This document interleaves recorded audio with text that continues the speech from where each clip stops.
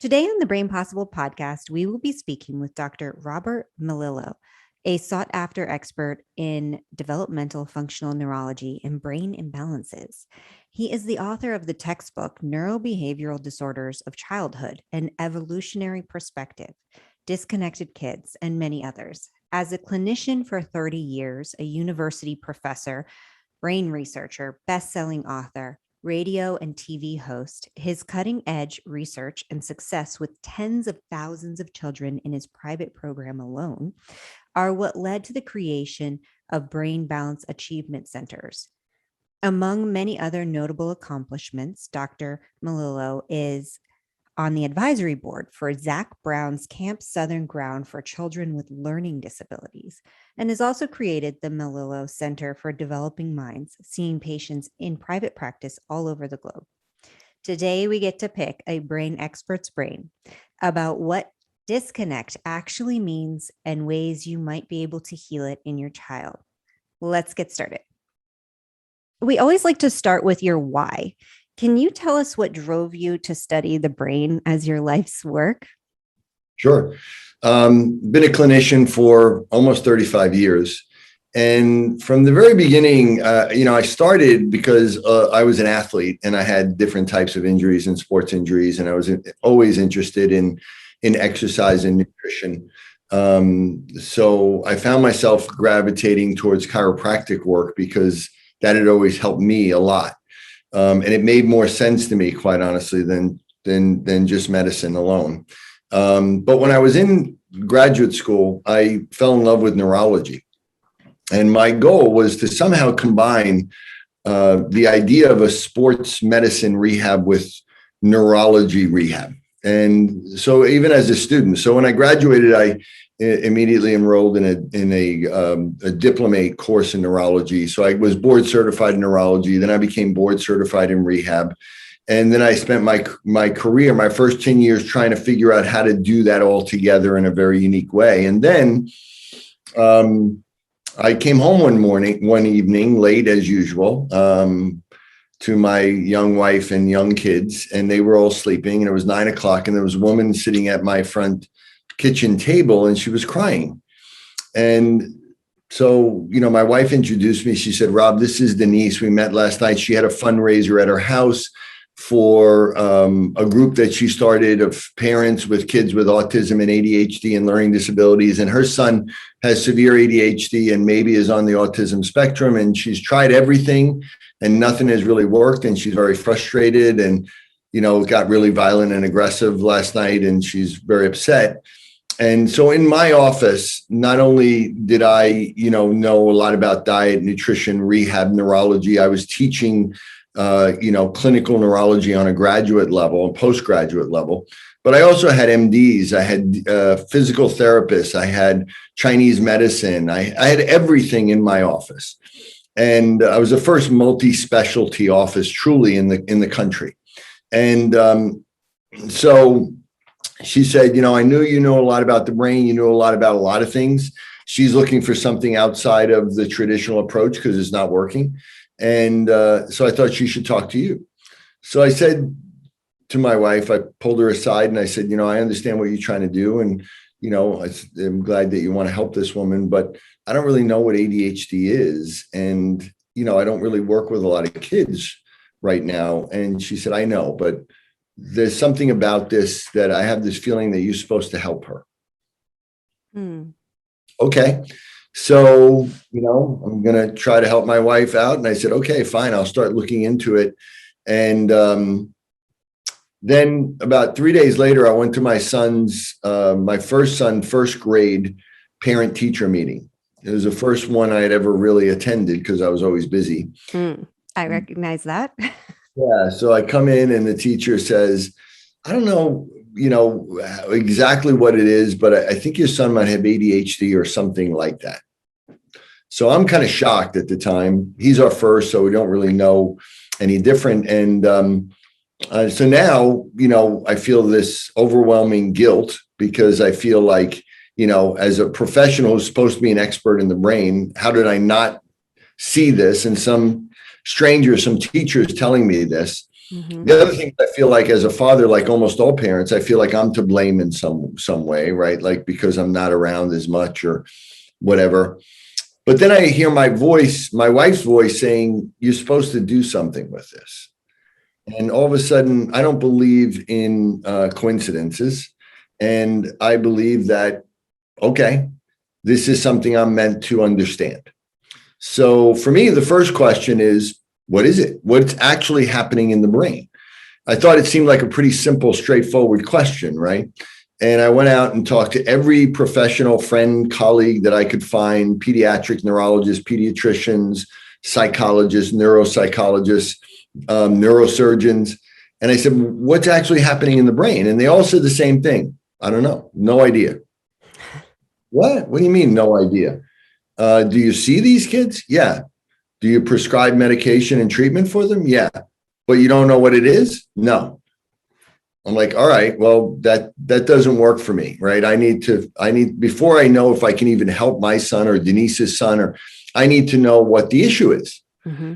So that started me on my journey. For 10 years, just every spare moment I could, I just was in the library. In those days, you literally had to go to a medical school library or psychology library and pull papers and then stand at the copy machine and do all of that. I did that. And then after 10 years, I not only knew the answer to the question, but I also had come up with really unique solution that actually was able to correct the problem, not only ADHD, but I realized that OCD, autism, Tourette's, dyslexia, they all fought part of the same actual problem, something known as a functional disconnection syndrome. And so then it was, okay, what do we do about it? How do we change this? How do we correct it? And that really is what my journey has been about, and just constantly seeing what we can do. And the last, and then I created a company called Brain Balance Achievement Centers, where we at one point had about 140 centers across the country. I think we worked with over 70,000 kids with like a 95% success rate. But those are with pretty high functioning kids. What I've really focused my life on the last 5 to 10 years, and especially the last few, is really working with the most severe issues: nonverbal autism, brain injury, genetic disorders, seizure disorders, not only in kids, but also with adults, because they're all developmental issues. Even things like schizophrenia and bipolar and most adult issues, if they're not a brain injury, are really developmental, meaning they started in childhood or in the womb. And so they're the same as the kids I work with. They just were never helped. Mm-hmm. So we work with them too. And that's really where my focus is now. We just opened a brand new center in New York, which I believe is going to be the model of the future. It's like the next evolution of my work. And that's my story right now. Obviously, I've written a number of books. I have 7 best-selling books that I've written. I wrote a textbook based on all of my information that I collected initially. I also head up a research lab. I work with researchers all over the world. I've published about 60 papers myself. And I'm currently I have a degree in neuropsychology and clinical rehabilitation. I've worked in some of the best brain rehab hospitals in the world, which quite honestly are not really very good. And I'm also doing another PhD in cognitive neuroscience right now. And my focus really is looking at primitive reflexes and their actual impact on the brain in autism, and what happens when we can get rid of those primitive reflexes. What does it do to the brain? Well, that's fascinating. And I'm definitely intrigued by that, because I worked a little bit with reflexes, but also don't have personal experience with autism as a parent. And I don't know a lot about how that relates. But before we get into that, your website describes chronic cognitive and physical challenges in children and adults as a catastrophic epidemic. Can you talk a little bit about what you believe the cause of that to be? Sure. And if anybody wants more information, the third book I wrote is called Autism, the Scientific Truth. And, one of the reasons why I research autism is because out of the functional issues, meaning when we're talking about brain injury or genetic, that's different than a functional deficit. It's the most confusing. It's the most enigmatic. And so I figure, if I can figure out the answer to that, I can figure out just about anything. And so what we see is that, when you look at the epidemiology going back to the early 80s, when I first met Denise and I was just deciding that, okay, I'm going to try to research this. Again, not coincidentally, I hear on the radio, they say, between 1990 and 1995, the use of Ritalin has gone up 250% in the United States, and nobody knows why. So I thought about it. I went, wow, that's a huge increase in a short period of time, and we don't know why. But clearly, more kids were being diagnosed. Mm-hmm. So, I then had a bunch of teachers that I worked with at the time. And I had this one dear friend of my family who was an elementary school teacher with 40 years of experience. And she came in and I said to her, hey, this whole ADHD thing, is it real or is it just being overdiagnosed and hyped up? And, like everybody else, that was my first instinct, right? It's not real. It's not a real increase. And she looked at me, she said, no, you have no idea how real it is. I mean, it is literally an epidemic in our schools. And she told me about how at lunchtime, at that time, which was around 1995, in her elementary school, 50%, this is her words, 50% of the student body lined up at lunchtime at the nurse's office to get their pill. Because at the time, that was the only way they could get it. I was floored. I had 3 little kids. I had no idea about this. I went, 50%. She said, yes. And she said, you have no idea. This is getting worse and worse. A lot of my friends are retiring because they can't take it. And I said, wow, that's amazing. And I said, why? And she said, I don't know what it is, but it has something to do with that kids don't move their big muscles anymore. And again, it hit me like a ton of bricks. I was like, what? Like she's relating this to some sort of change in behavior that's related to movement in some way. Now, movement in the brain, that's my main area of where I started my research, right? So I know that really well. And I was like, wow. And tying movement to cognitive issues was a big leap, right? And I said, wow, okay, but this is something I can wrap my head around. This is something I can really understand. And again, that is what really motivated me to start the research, because now I was convinced that not only was it a real issue, and she said to me, get a book called Endangered Minds by a woman named Jane Healy. She was an educator. And again, the book came out in 1992. And she started off the same thing. She said, I would go to the lunchroom and tell my colleagues, something's different about children's brains. They're not the same brains that they were 10 years ago. And the teachers would say, don't say that. That's a bad thing to say. And she said, I'm serious. So as I started doing the research really for that and for my other books, the statistics are pretty staggering. I mean, CDC in 2010 declared ADHD the #1 mental disorder amongst youth. Autism 30 years ago was diagnosed 1 in 10,000. It's now diagnosed 1 in less than 50 children. Mm-hmm. Again, in my book, I really went into this and spoke with some of the top epidemiologists in the world. And, a lot of people and a lot of geneticists will say, well, we're just recognizing it more. It was always there. But the truth is that's not true. Even the head of the National Institute of Mental Health actually really said that it's basically an epidemic. And what we see is that statistics show that only about 40 to 45% of the increase from 1 in 10,000 to 1 in 50 can really be attributed to an increased recognition, greater awareness, changes in diagnosis, or migration patterns. There's 60% or more of the increase is completely unexplained by any of that, which means it's real. So it means we have a real increase that is unprecedented. I mean, to give you an idea, polio, when it was 1 in 2,800 children, was declared an epidemic. And most people think that you can only have epidemics if it's infectious disease, right?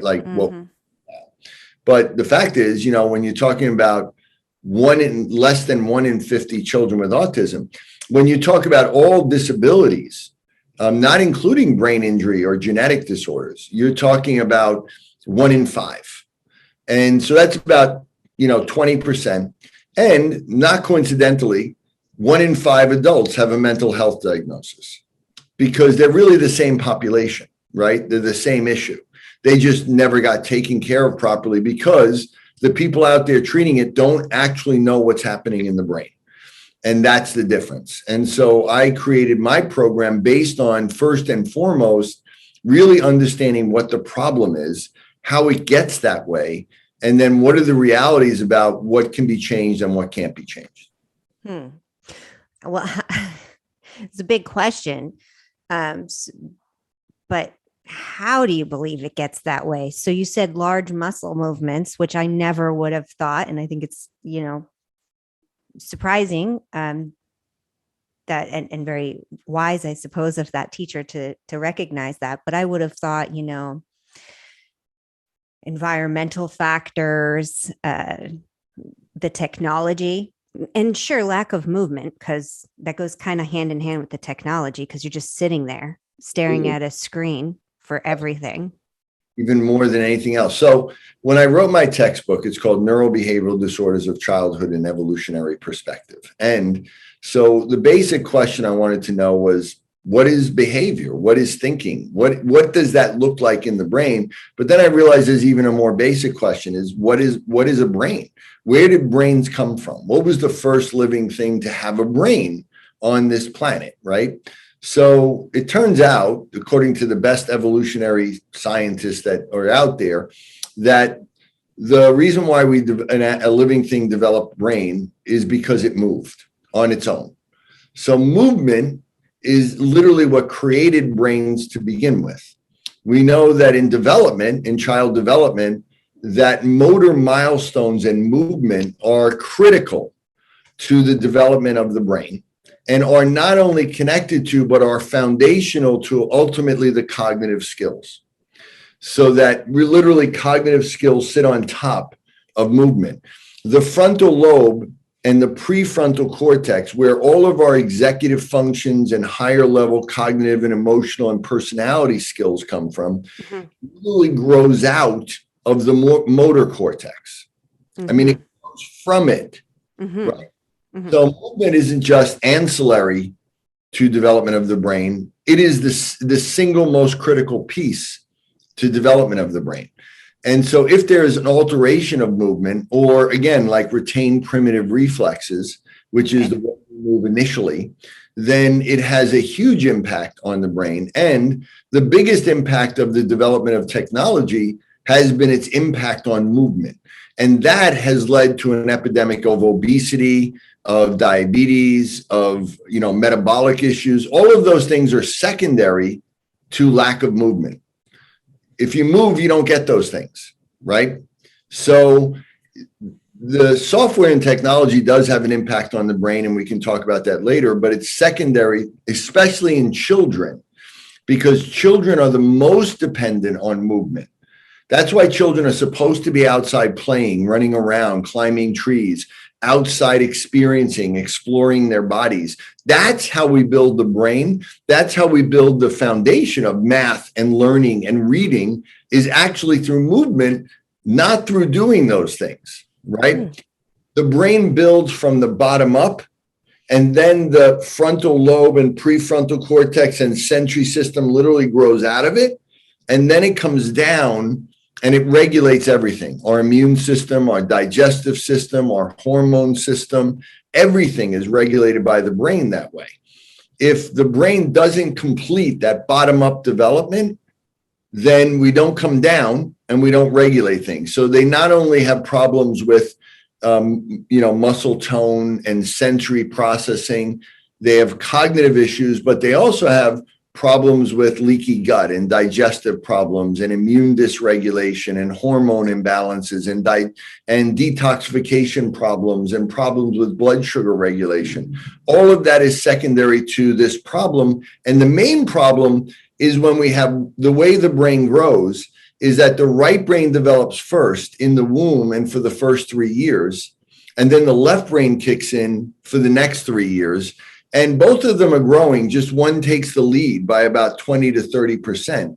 Wow. And what's happening during that growth, even in the womb, is it shaping and creating why the right brain does certain things better and why the left brain does certain things better. And then once that difference is established, as we grow and mature, the brains become more and more differentiated. But the critical piece to that is that they also have to become more and more integrated. Mm-hmm. And if something happens during development where one side slows down or in its development, then the other side may kick in too strong, and it develops this imbalance, this maturational imbalance between the hemispheres. And once that imbalance is established, it doesn't self-correct. It actually gets worse over time. And that foundational problem is called a functional disconnection syndrome. That's the area of my research. And that is the foundational problem of virtually all mental health, all learning challenges, or behavioral issues in kids and adults. And even when you have a brain injury or psychological trauma, it generally tends to cause that, where one side of the brain is injured more than the other, or in psychological trauma, it causes literally a split between the hemispheres. So that is the root cause. And so movement is very, very important in all of this. And that's why, the foundation of my work, that's why, you told me you went to see Anat Benil. The reason it worked is because she's all based on movement. Mm-hmm. And that's why it helped, you, and that's why, you see how that works. But it's more than that. You not only have to improve movement, but you have to understand that you have to correct this imbalance. If you don't deal with that, that's the root problem. This gap, this imbalance between networks in the brain that is preventing communication and integration. If you don't correct that, then you don't actually really correct the root cause. But most of the time, you have to correct it from the bottom up. If you use just top-down therapies, like behavioral, ABA, behavior, or education, a child can't read, we just get them to read more. That doesn't work, right? Because you have a bottom-up problem. That's a top-down approach. Even just doing things like lasers or transcranial or magnetic stimulation that's going directly on the brain, if you don't correct the bottom up first, that won't work very well, or it won't last. I just got off the phone with a mom from Canada that has done everything on her child, a daughter with autism. She's done everything. And she saw, great improvement for a while. And then when they stopped the therapy, or if she got sick, she lost everything. Mm-hmm. And the reason really common. She never really they never dealt with the core root problem. They just did this kind of generalized stimulation on the brain or top down. And she did like neurofeedback, like 40, 50 sessions. It helped. It seemed the EEG was better. And then when they stopped, it all went away. And then she got sick and they went back and it was where it was in the beginning. And I do neurofeedback. I think it's a great therapy, but you have many tools, and I use transcranial, and I use lasers, and I use magnetic stimulation, and I use everything, but the right tool at the right time. But mainly, if you're not doing it with what are you trying to accomplish in the brain? What is actually happening? What is the actual problem you're trying to correct? If you don't do it with a purpose, then it doesn't work as well as it should. Well, okay. So I have many questions there. I'm trying to decide which direction I want to go. One of them, I'm wondering, for anyone listening who this is a totally new concept, which may be to most people. What kind of movement are you talking about? Some people might be thinking, well, my child's always been moving. Can you describe what type of movement in a way that someone can visualize this? Sure, and you're right, because obviously a lot of the kids I work with are hyperactive, and they seem they don't stop moving. and their movement is really a direct result of this imbalance, right? Because The left brain basically is, as I describe in my book, is the gas pedal. We have a part of our brain called the basal ganglia, which connects to the frontal lobe in the brain. And there are these different pathways and loops that regulate all human behavior in combination. We have one that is a motor loop that regulates movement and motor activity. We have one that regulates executive function. We have another one that regulates social behavior. We have another one that regulates attention and eye movements. We have another one that regulates motivation. And then there's a few other, but those are the 5 main ones. And they are activated from the left brain. The left brain chooses how we're going to combine them together to create a behavior. The right brain has a separate pathway that inhibits all of the other things that we could be doing, all of the other stereotypical human movements, behaviors, things like sneezing, coughing, clearing our throat, things like that are typical. I had one little girl I work with that had pandas that her tick was she sneezed 12,000 times a day. Okay. Yeah. But obviously she didn't need to sneeze, but something was constantly triggering off that sneezing response, right? Mm-hmm. Mm-hmm. And the right brain inhibits it. So if the left brain is overactive, what we see is that we have hyperactivity, we have tics, we have stims, we may have obsessive compulsive behaviors that we can't stop. We may have too much motivation like mania or anger or giddiness that just jumps out of the left brain. Mm-hmm. We may have eye movements that we can't control and focus, or we can't control our attention. Mm-hmm. The right brain not only inhibits all these other things, but then once we do a movement, it shuts it off so we can do the next action, the next behavior. So movement is not always just movement, right? So it's what we need is the movement where we have first of all, we have to have the proper milestones that we went through. A child, no matter what anybody says, no matter a lot of pediatricians and people now say it's not important, but it is very important when they roll over, how they crawl, when they walk, and when they talk. Those milestones matter very much, and they're actually very narrow. That's from where they are. Like walking should happen between 11 and 13 months. If it's before that or after that, it shows that there's something there. If they don't roll over, if they crawl in an unusual way or scoot in their butt, all of that shows that those are abnormal movement patterns. And it means almost always that there's retained primitive reflexes. Mm-hmm.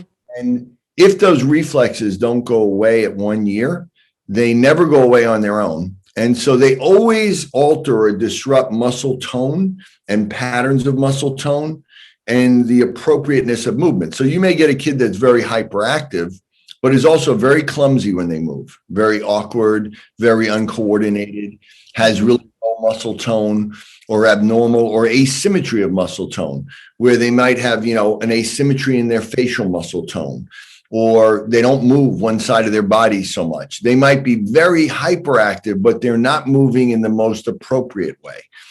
And so therefore, movement at that point isn't really helpful. It's not harming them per se, but it's not really correcting the problem. So that's why it's not just a matter of getting them to move and any movement. In a small child who's developing normally, any movement is good for them. All movement is good for the brain. But if they develop an imbalance, then you have to correct that imbalance. Otherwise, generalized movement won't correct it. Generalized physical therapy, generalized, OT is not going to correct the problem at that point, because there's this imbalance that has been established. And you have to get rid of the reflexes, and then you have to address this imbalance in the brain, and then you can do more randomized or generalized stimulation. Okay, I can picture that. I'm familiar with, the importance of crawling and creeping and doing that correctly, which I think most people most parents don't know. I mean, if they start moving, they're like, great, they're crawling. It's Right. It's correct. They're Because most pediatricians and other, professionals don't really look at that as much. They don't really understand. Again, comes back to the basic thing. They don't understand what the problem is. So they don't understand how that relates. So most pediatricians and, pediatric neurologists and developmental they don't want to upset the parent. So if a parent comes in and says, I had a parent yesterday who told me that their child was not talking or walking at 18 months. And the pediatrician said, that's okay. As long as they start to walk before 2, they're okay. Right. There's one psychologist that came out recently and wrote a paper and said, now what we see is that 50% of children don't crawl in a normal way. So that means that crawling isn't normal. And so parents don't have to worry about if your child doesn't crawl normally. If they scoot on their butt or they drag a leg or they roll instead of crawling, that's okay because 50% of kids are doing that now. Right. To me, what that means is we're normalizing pathology. If you recognize that we have this epidemic rise of neurobehavioral issues in kids, and we recognize that more kids now than ever are not crawling the way they're supposed to and are walking later. And all you got to do is just say, well, are those two related to one another? But, pediatricians, they're not drawing that conclusion. They're not connecting those dots because they really don't know what to do about it. If the parent says, well, my child's not crawling, they don't know what to do. So they just go, okay, well, let's just wait, and see what happens. And then the child develops a diagnosis of ADHD 6 years down the road, and they don't connect it in any way. They don't go, oh, because they didn't crawl on time. But it is absolutely connected 100% of the time. And, there may be kids that seem to develop normally, but yet they may have immune dysregulation. They get eczema at 3 months or 6 months as soon as dairy is introduced. We know that they have a dysregulation of the immune system. And again, that's because they have an imbalance in their immune system. Why? Because they already have an imbalance in their nervous system and their brain, which is what controls everything. Wow.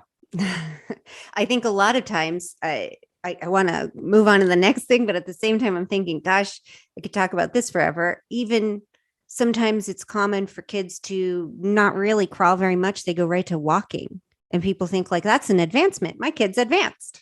Yes. And they think that. And again, depending on whether the child has a left brain or right brain type of delay, right brain is more visual spatial.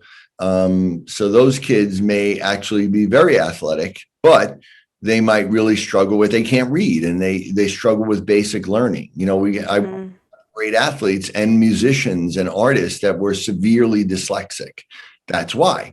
What the important thing to understand, and this is what I've absolutely convinced of through my research and my working with kids, is that the kids that develop imbalances, and again, barring that there's a brain injury or a genetic disorder or something like that, but kids that develop these functional imbalances, it's because they're gifted in one side of their brain. And this has really been shown real well by different researchers that look at evolutionary biology and have basically shown that all of these things are just exaggeration of normal human traits. So they're not genetic mutations. So that's, again, a falsehood that most people are told. These are genetic disorders. They're not. Most of them are what we call epigenetic, which means they're driven by environmental factors that alter the expression of genes. And the genes that are most impacted, because 85% of our genes are there to control brain development. And the brain, the genes that regulate brain cells are the most sensitive to the environment because our brain is designed to adapt to the environment very rapidly and very quickly.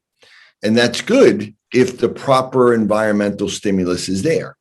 But if we are not given the proper stimulus, or we can't take in that stimulus in the proper way or balanced way because we can't move symmetrically or the way we're supposed to move, then the genes are activated in the wrong way, or they're not activated when they're supposed to be. Mm-hmm. So what we see is that these issues are not genetic mutations. They're superimposed on traits that do run in the family. So for instance, there's an autism trait. We know that, in an autistic family, that Simon Baron-Cohen out of Cambridge did a lot of studies on this, even going back to the 90s and even beyond, showed that in families where there were physicists or mathematicians or engineers, he later showed that anywhere there's a concentration of people that work in the IT industry, that there's an explosion of autism diagnosis, especially high functioning autism like Asperger's. And so relating it that there's this autism trait, only about 19% of siblings of a child with autism end up with autism. And that's probably about the same for ADHD. But yet we know that they are similar. And most of them, when I see a kid with autism, the other children are straight A students, right? Because that autism trait is also known as an intellect trait, meaning people that are highly intelligent with left brain type of dominant skills. They're good at math and science and detail and memorization of rote material, but they may struggle a little bit with social interaction or nonverbal communication. But in a normal person, they may be very smart in school and they're not overly social. That's normal, right? We see that with people. I mean, in the old days, that would be somebody called a geek. And in matter of fact, Silicon Valley called the autism trait a geek trait, right? Because that's what you see. Now, dyslexia, bipolar disorder, depression, learning disabilities is the opposite trait. It's called a creativity trait. And what we see is that those families, you have people that are great writers, like Hemingway was bipolar, great artists, musicians. Like I said, I've worked with some of the best musicians in the world, and many of them are dyslexic. But they're unbelievable at writing music or hearing music or, art, or you get people that are incredibly inventive. I believe Einstein was a right brain genius. But you may get people that are just really good at reading other people, that are incredible empaths, that can just read social situations really well.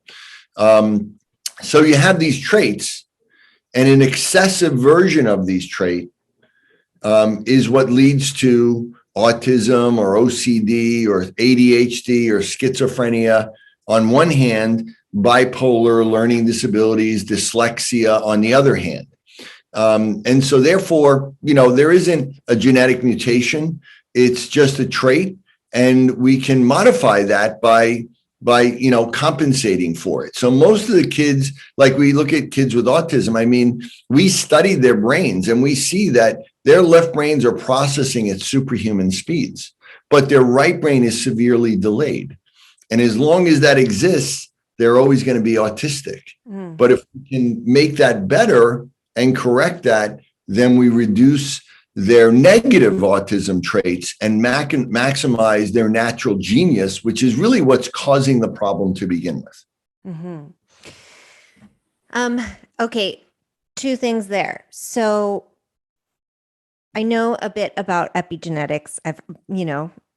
And maybe some of our listeners have heard about this as well. But then I know a lot of our listeners might have a child who, they have found out that they have this rare condition. They've gone through like a process and discovered that they happen to have this 1 in 10,000 thing. So you're saying that it can be turned on or off, and in that case, it was turned on? No. Did I get that? Can you explain that? Good question. There are genetic mutations. That's reality. They're rare, and they do happen, and sometimes they can cause very severe issues that are global in the brain, like Down syndrome or, Fragile X or some other, like you said, unique. So many. A lot of different families like that. And many of them lead to seizure disorders or development of the cerebellum or the brainstem. And with those, what we can say, and I've worked with a lot of kids like that, and there are some kids that I don't think what I do is going to be the best approach, right? Because they don't really have an imbalance. They have this global deficit in their brain. Or like a global brain injury, like an oxygen deprivation that generally just damages the brain. My work isn't best designed for that per se, but many kids that do have global damage and do have genetic disorders also have an imbalance superimposed on that. Yes. And we can see it that they have certain skills that are clearly better than others, and they're not deficient in everything. Or they may look like this one young man that I'm working with. If anybody wants to see some of these things on my Instagram, I'm very I love it. a lot of mothers, and they send me videos of. So there's this one young boy, Grant. He's this beautiful child, and mom brought him to me when he was 5, and he was just hanging in this walker, just hanging because he can't walk, he can't crawl over, he can't talk. But he smiles, this beautiful smile whenever the mother talks to him. And terrible story, at the hospital, they told her when he was born, just take him to an institution and leave him because he'll never see, he'll never hear, he'll never walk, he'll never talk. Just forget you ever had him, right? That's what he was told. And so obviously she refused to do that. She did everything she could. And she brought him to me, and she shared a video recently, like 3 months later, where he's actually up on his hands and knees. Not only can he sit up by himself and move his head and actually starting to respond more non-verbally, but he can get up on his hands and knees, and he's almost at the stage where he can start crawling. If we can get him to crawl, then the next step is for him to be able to stand up on his own. And then the next step would be walking. And then the next step would be talking, right? That's what actually happens. Now, who knew for sure if Grant could have this type of benefit? Who knew if he had any sort of imbalance on the genetic seizure disorder that he had? But obviously he did, because we were doing right brain stimulation exclusively on him, as well as working on his primitive reflexes, working on core stability, getting him to get some foundation tone in his muscles so he could stand up. And so I work with a lot of kids like that, where they have an imbalance superimposed on a genetic disorder. And if that's there and we can improve that imbalance, we can get significant improvement in the function. We don't know until we start working, but I've had kids that with genetic disorders that once we got rid of their imbalance, you couldn't tell they had a genetic disorder anymore. So that's the thing about genetic disorders. We don't know always, just because the gene's there, what the actual impact is going to be on the brain. Those things don't always match in every kid, right? So you'll see it that one kid has a genetic disorder and they die at 1 year. Another one has a genetic disorder and they go on to live their whole life and they're not really that impaired. How does that happen? Well, all of that is based on what else is happening in the brain at the same time. And so, that's why I work with, I have a little girl, I've worked with many of them, but a little girl who drowned at 2.5, and she died, and, and they revived her and brought her back. She was a quadriplegic and she couldn't sit up or do anything. Now she's sitting up on her own. Now she's actually starting to say words. So, you never know. But when you understand what is happening in the brain, and with a brain injury, it's relatively easy because you can see where the injury is. But with something like autism or ADHD or, dyslexia, you can't see where the problem is. So it's a little bit trickier to identify exactly where you need to stimulate. I liked how you said with a brain injury, it's easy because you can see where it is. But I like the way your brain thinks. So can you talk a little bit about seizures? Do you work with sometimes families whose, I guess you work with a lot of kids who have seizures. Do you work with kids who that's their primary concern when they come to you? And then, of course, I imagine you bring to light many other concerns. But The way I look at it is this: people come to me because they want to know if there are these types of imbalances in the body and in the brain that could be affecting the child's behavior and learning, right? Mm-hmm. And so families that may have a history of seizure issues, I'm not telling them or saying that we're going to directly address the seizures because we don't know. And especially if it's genetic, it's a genetic disorder. We're not going to change that. But if there's an imbalance that's superimposed on that, if that imbalance is affecting the seizures in any way, which we don't know, we only know once we start to address that imbalance. Mm-hmm.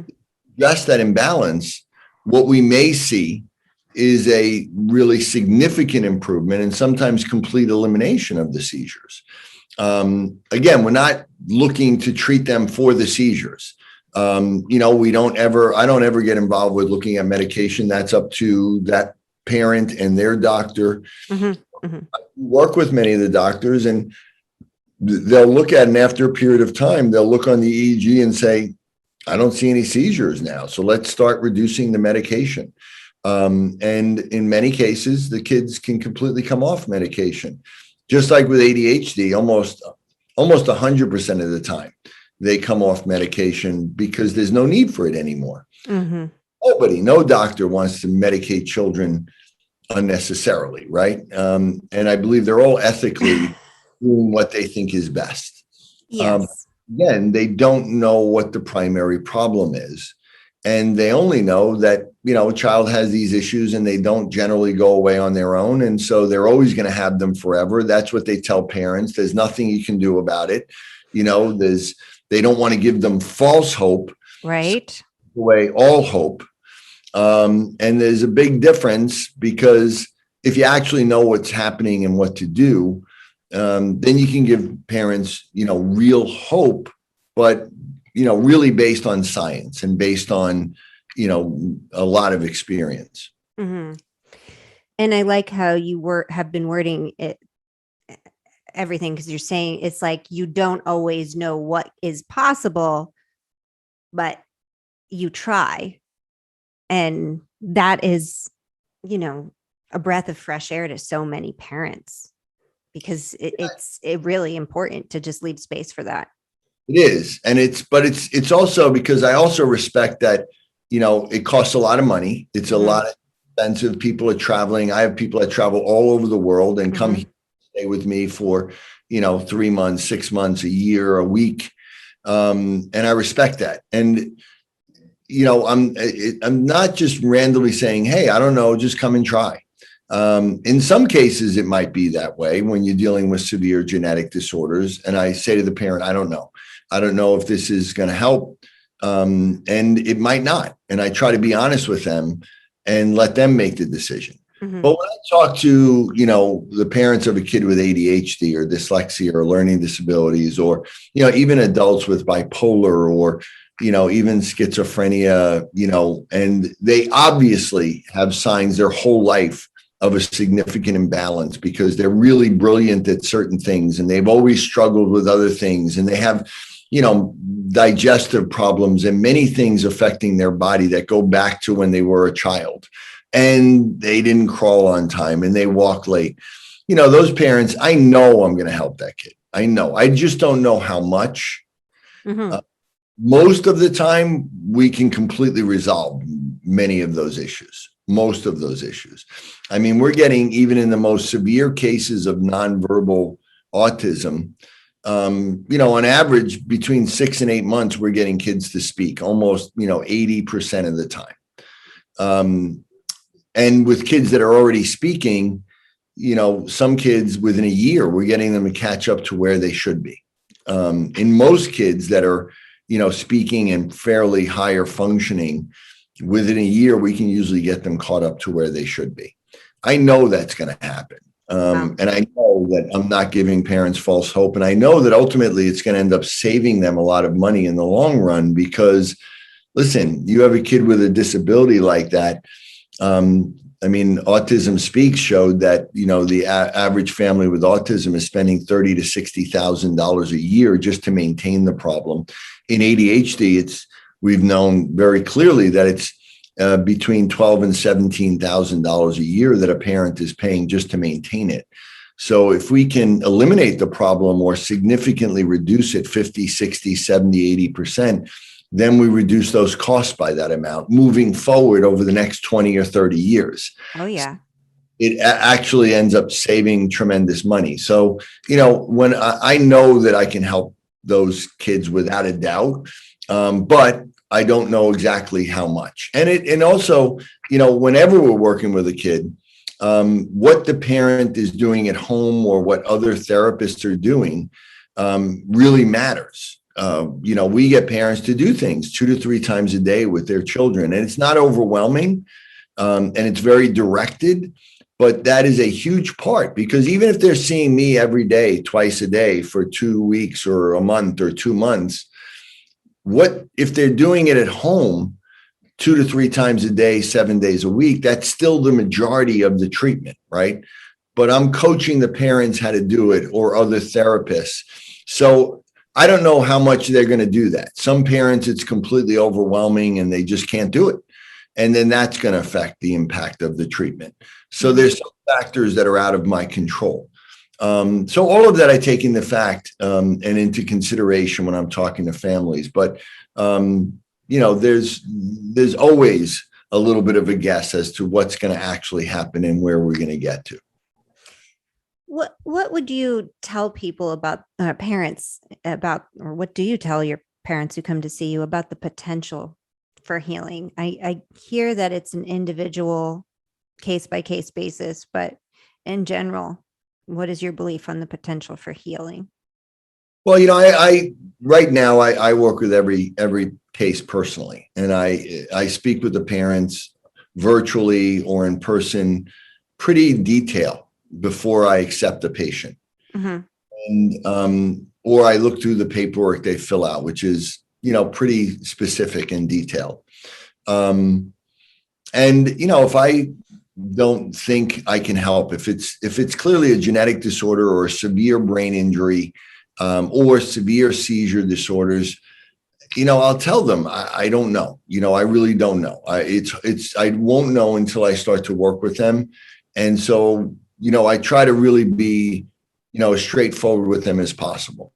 With kids with, severe nonverbal autism, I'll tell the parents what my statistics show, what my data shows. And I've published papers on outcomes and things of that nature. And Brain Balance has published papers on that. So I just tell them, this is what our statistics show. Mm-hmm. But every child is different. And, but our statistics are pretty damn good, so, and we're talking about big sample sets. I mean, personally, either through my centers or directly, I've worked with close to 100,000 kids. In our centers, like I said, I think we've seen 60 or 70,000. In my own personal practice over 30 years, I've seen, tens of thousands, and I've worked with and trained over 10,000 health professionals and educational professionals worldwide. And I've been doing research on this for 30 years. So, I have a pretty good sample set. This isn't something that, I work with a couple of kids and I can see some changes. Mm-hmm. This is, real deep experience. And so, I'm also if I feel really optimistic, I tell parents that. I said, I'm in listening to what you're telling me, I feel really confident that we're going to help your child and we can get significant improvement. How much improvement, you don't always know because there's other factors. But I know for sure that, in general, what I'm going to do is probably going to get as much or better impact than almost anything else they're going to do. Well, so we touched on this a little bit earlier. What is the role of physical health and nutrition when it comes to correcting these disconnections? So movement, and starting from the ground up in the brain. But what else? Diet and nutrition is very important, but it's in most cases secondary, meaning that the dietary problem, the leaky gut, most people, almost every kid we work with has a leaky gut, right? Why? That's the thing. It's always like they have gluten, I mean, I don't know if most people realize, I've been doing this for over 30 years, that the whole gluten-free movement, it started in the autism parent community. That's where it started. The first people ever talking about gluten sensitivity, other than in the celiac world, were autistic families. And it got to the point where now it's obviously a mainstream thing, and most people don't know where it came from. The gluten and dairy, it actually started with kids with disabilities. And the question I always ask is, well, why do they have these sensitivities? There's nothing wrong with gluten. There's nothing wrong with casein. So why do they have it more than others, right? Why do we see it increasing now? Because we see more brain-related issues. The problem doesn't start with that. Leaky gut, first of all, when we're born, we all have a leaky gut, okay? So what we see is that we have to be able to absorb most of our antibodies. All of our antibodies initially come from the mother through breast milk. Antibodies are really huge immunoglobulins that won't get through a normal adult stomach lining. So we're born with a leaky gut that allows these large proteins to get through.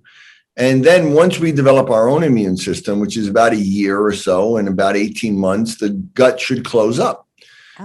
So that we don't allow large proteins or undigested proteins like casein and gluten to get through the stomach lining, because they never should. All proteins should be broken in the gut down to amino acids. We should never have gluten or casein in our bloodstream.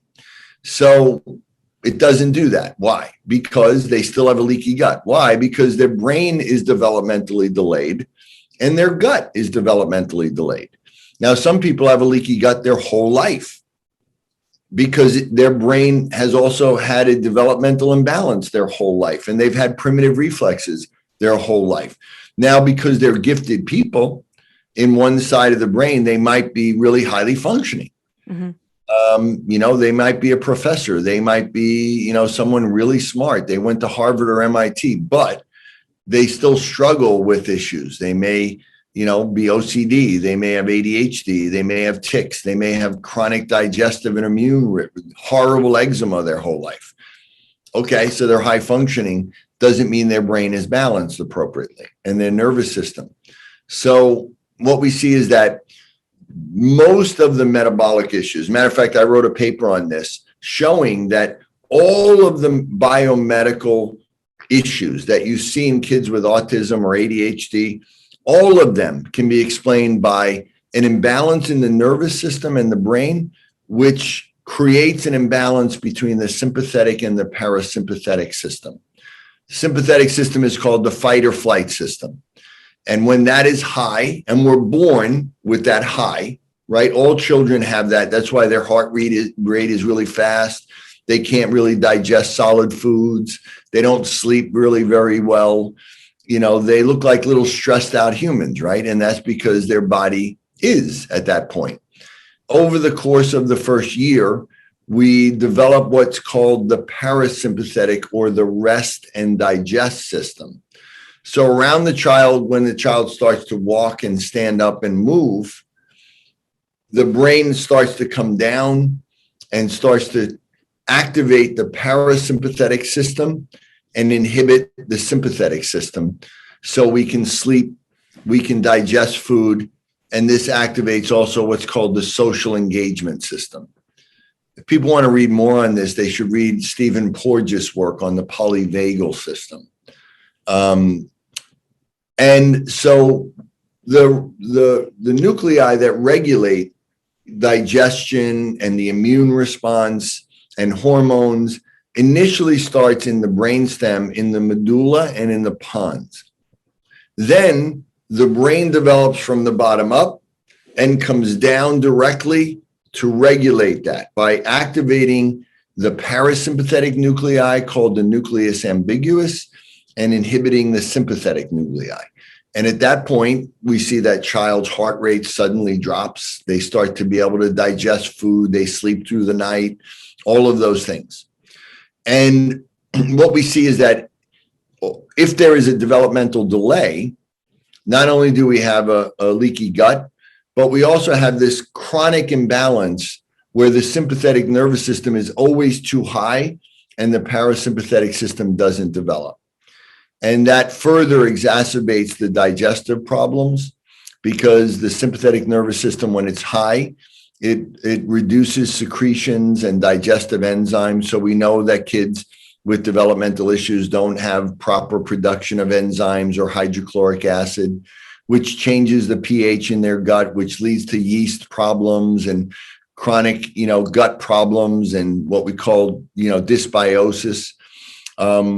We know that they have reduced blood flow to the gut, so they have malabsorption, so they don't absorb nutrients and vitamins and minerals, so they have deficiencies. We also know that, again, this exacerbates the leaky gut. And so what we see is that all of the metabolic issues that kids are generally treated for in the biomedical world can be explained by this imbalance in the nervous system and the parasympathetic and sympathetic. Now, it becomes a big problem because it creates chronic inflammation in the body, in the brain. They have these imbalances in their hormone system and in their immune system. The left brain activates the immune system. The right brain inhibits the immune system. So kids with right brain delays, we see their overactivation of the immune system. This is why they develop eczema when they get exposed to things like casein or dairy most of the time, or gluten, because they have a leaky gut. They're not digesting that food appropriately yet, even though they're 6 months or 8 months and they should be able to, they can't. And that triggers an overactive immune response, which then leads to these issues and chronic allergies, but also it's protective. Kids with autism and right brain delays are often referred to as Teflon kids. They hardly ever get sick after their infancy because their immune system is too strong. Kids with other issues like left brain deficits, they may have a weakened immune system and they get chronic ear infections and all antibiotics and things like that. The point is that all of these issues are important to address, secondary to the brain.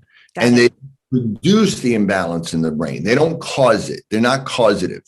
They're secondary to, they exacerbate it. So just eliminating food, just giving them vitamins is, again, you're not dealing with the core issue. You may improve the symptoms, which is important, but you're not dealing with the core problem. So that's why most people are told, well, you have to be on this elimination diet for your whole life. You have to be on these vitamins for your whole life. You have to be on this medication for your whole life. When in reality, if you deal with the core problem, you don't have to be on any of those things. I'm keep thinking about, I was recently told about a little girl who was diagnosed with early onset Crohn's. And that is also becoming more common. Do you have a perspective on why that's becoming more common? Absolutely. Again, it's because of the brain. I deal with so many kids that have been diagnosed with Crohn's or ulcerative colitis, as well as adults. That goes back to their childhood. And again, the question always is why? Why do they have it? When people can't explain it, they say, well, it's genetic. And I'll say, really, where's the gene for that? And there isn't a single gene for that, right? So, nobody in the family ever had it before. So where's the family history? There is none.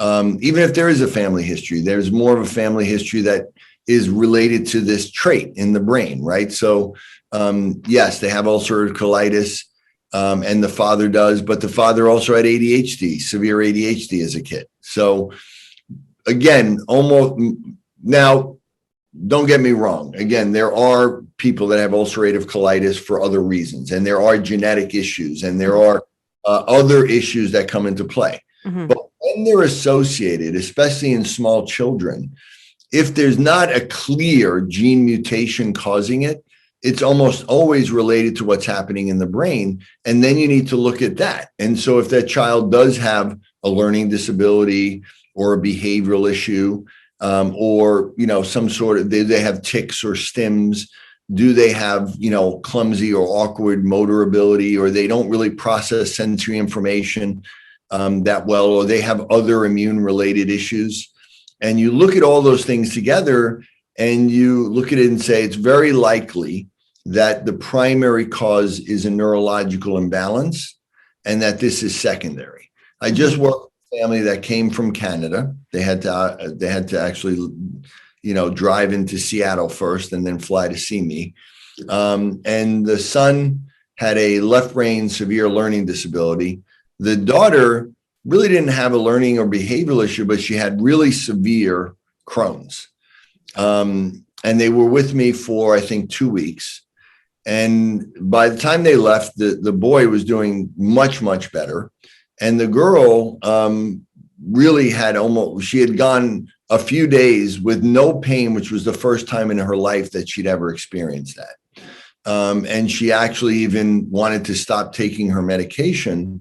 And the mother decided, we'll wait till we get back. And I've been in touch with them since, and the mother was given home directions on what to do. And the daughter did have a lot of retained reflexes, and she had a clear imbalance with a right brain deficit and other issues. But she was so bright that, super intelligent girl. And so, she didn't really show any obvious cognitive issues, but it manifested in her more in the autonomic imbalance and with this gut problem. So she's doing much better. I've seen that many, many, many times. So again, all of these things, you have to look in the context of what else is happening. And it's not just coincidental. Many times it's actually directly related. Like for years, they would say, kids with autism, yes, they have. First of all, they denied there was such a thing called leaky gut until 2012, when the AMA admitted there is such a thing called leaky gut.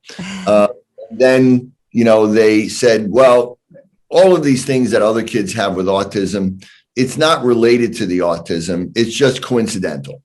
They have a lot of things wrong with them, right? Which really makes a parent feel good, right? When they say, well, your kid just has a lot of really bad things wrong with them. And it seems overwhelming, rather than saying, no, there's actually one problem that's creating everything. And that one problem most of the time can be significantly improved, addressed, or even corrected in some kids. And that's a whole different way to look at it. And that's the thing. It's not just that this child has many, many things affecting them and it's overwhelming. I train doctors, and again, they'll look at different kids and go, wow, it's just, where do I start? They have all these metabolic issues. They have food problems. They have leaky gut and leaky brain and, in hormone imbalances. And where do I start? And I said, you actually start with the brain. You start with the body. You start with the reflexes. That's where you start. You start with movement, work your way up, bottom up. And then you see if, as you're working with them, all those other symptoms go away, then they're directly related. And we, in my centers, we've done probably more blood tests before and after on food sensitivities than probably almost anybody in the world. And what we found was that 90% of the time, when we, did the blood test before, these children had all these food sensitivities that we could document. And then we did the elimination diet, but we addressed their brain. And when we addressed their brain, and we could see that their academic scores were now where they should be, that their, fine motor scores, that their motor, all these objective, standardized tests were now in the normal range, and the child was symptom free, we would then do the blood test and see that they no longer had these food sensitivities, even though the foods were reintroduced back into their diet. And they never seemed to have a problem again. Wow. So, we know that, again, in that case, it was secondary to what was happening in the brain, because we've had other kids that we've done blood tests on, and then they didn't go through our program, and we did a follow-up blood test and nothing changed. So we know that, there's a relationship there. Wow. That's unbelievable. Okay. So I know I've taken up quite a bit of your time. Thank you so much for answering all these questions. I could talk to you for hours. But the last thing I wanted to end on was, can you describe the brain balance program that you talk about in disconnected kids? Well, yeah, disconnected kids, I think, in there, there's two programs. So disconnected kids and the brain balance program, I created that really for more higher functioning kids that were, ADHD, autism, ADHD and dyslexia, learning disabilities. And, and again, it's people need to understand that it's a non-medical facility. It's not healthcare. It's they're learning centers. So we're very effective with what we do, but it's really more of an education-based program. And I designed it really for higher functioning children. Mm-hmm.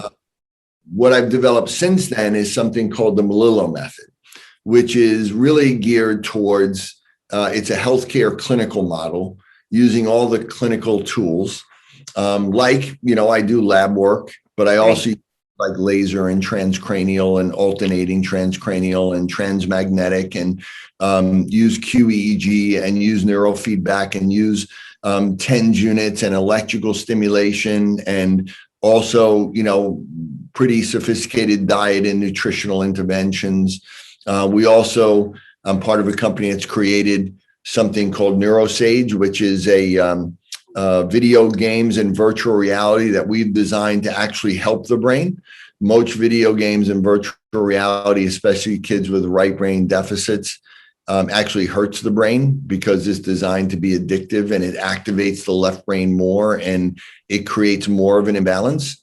There's a whole new area of the FDA called the area on digital medicine or digital therapy or digital drugs.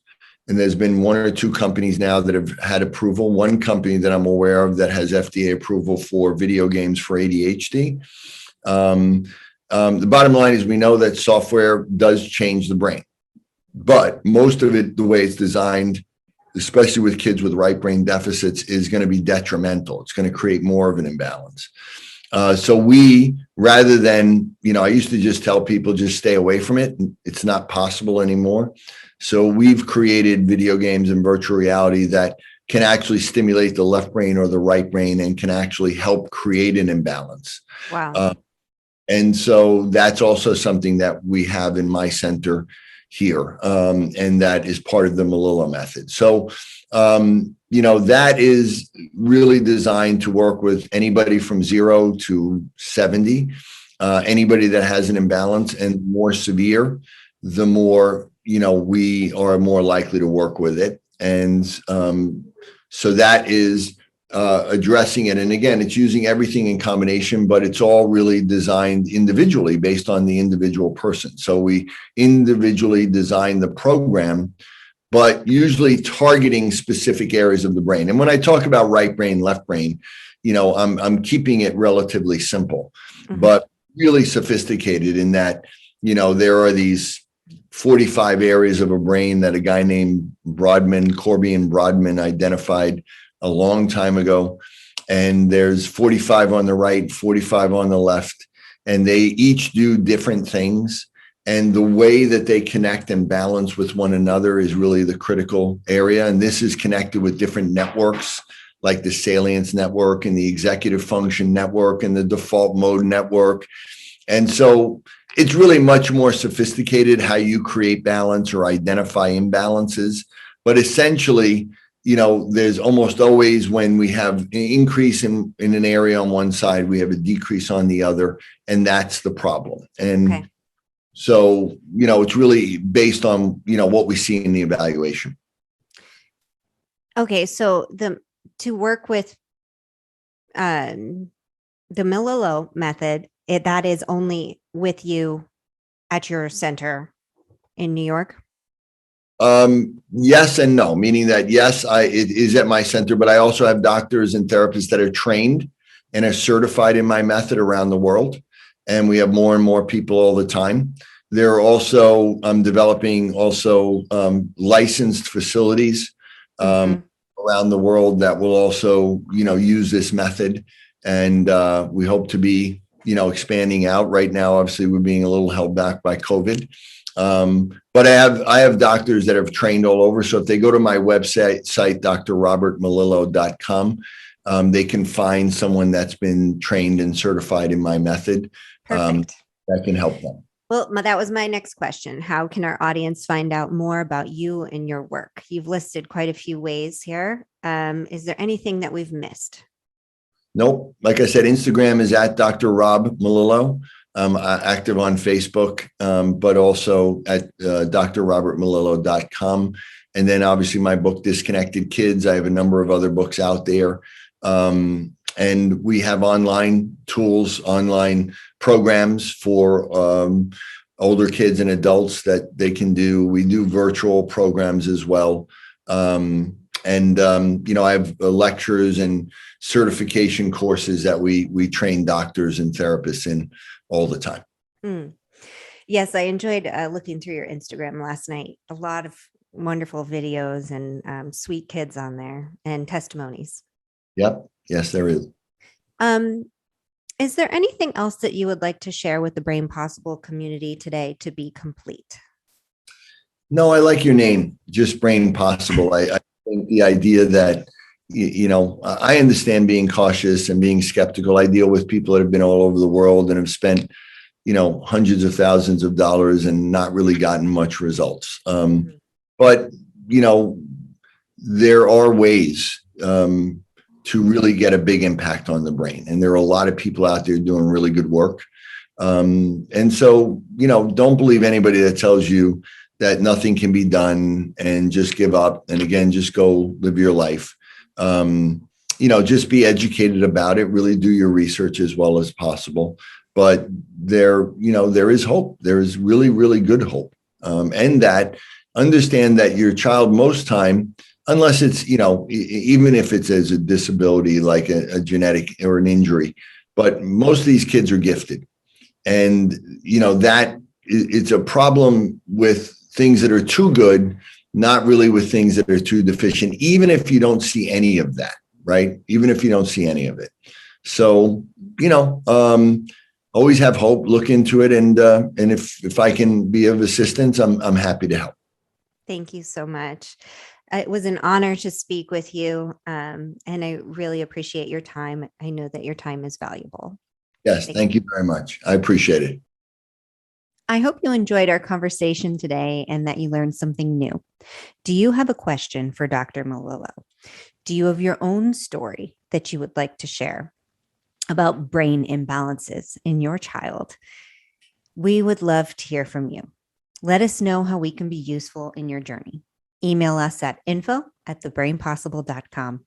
Be sure to subscribe, follow, and share our podcast if that feels true for you. You may also consider visiting our website for more information on stories, therapies, and products that we think that you will love and may support you in your healing journey. As always, thank you for spending your precious time with us at The Brain Possible. See you next week and be well.